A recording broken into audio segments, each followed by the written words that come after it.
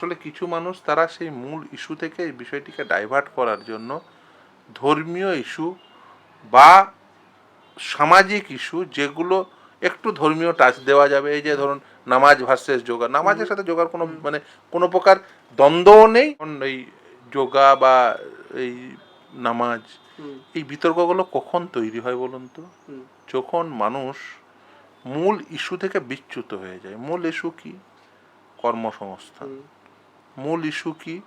কৃষিতে একজন কৃষকের কি কি সমস্যা, কৃষিজাত পণ্যের দাম পাচ্ছেন কি পাচ্ছেন না।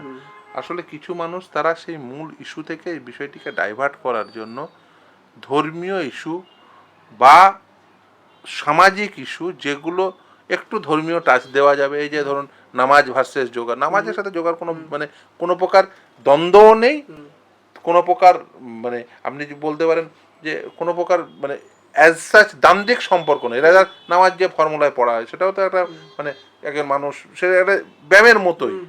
ফলে এই যে পুরো বিষয়টির সঙ্গে যেখানে দ্বন্দ্ব না থাকার কথা সেখানে দ্বন্দ্ব আনছেন। এই আনার পিছনে যেটা কারণ হচ্ছে সেটা হচ্ছে যে মূল ইস্যু থেকে ডাইভার্ট করা।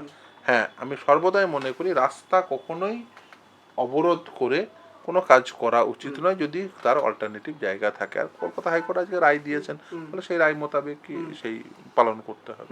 আন্তর্জাতিক যোগা দিবস এটা তো এর আগে অন্যান্য রাজ্যেও হয়েছে, তো সেখানে আজ অব্দি কোনো রকম প্রবলেম হয়েছে বলে আমাদের জানা নেই। তো হওয়ার কথাও না, আমার রাজ্যেও প্রবলেম হওয়ার কথা না, আমার রাজ্যেও হবে, নিশ্চিতভাবেই হবে এবং আশা করব ভালোভাবেই হবে এবং সকলেই সেখানে যারা যারা মনে করবেন যে সকালে উঠে ব্যায়াম করা উচিত তারা ব্যায়াম করবেন। যোগ শরীর স্বাস্থ্য সুস্থ রাখার জন্য যারা মনে করবেন যোগ ব্যায়াম করা উচিত অবশ্যই করবেন এবং অনেকেই করেন, নিশ্চিতভাবে আপনিও করেন।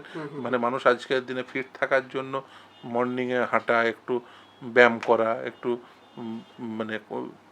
খাদ্যাভ্যাসে পরিবর্তন আনা, এটা তো স্বাভাবিক ঘটনা। আজকের দিনে এটা পার্ট অফ লাইফ এবং সেটা যদি না করা যায় বরঞ্চ আপনার যে কর্মক্ষমতা সেটা কমে যায়। ফলে এই নিয়ে বিতর্ক করাটা, আজকে হাইকোর্ট রায় দিয়েছে, এরপরে বিতর্কের আর কোনো অবকাশ আছে বলে মনে করি। দ্বিতীয় প্রশ্নে আসবো।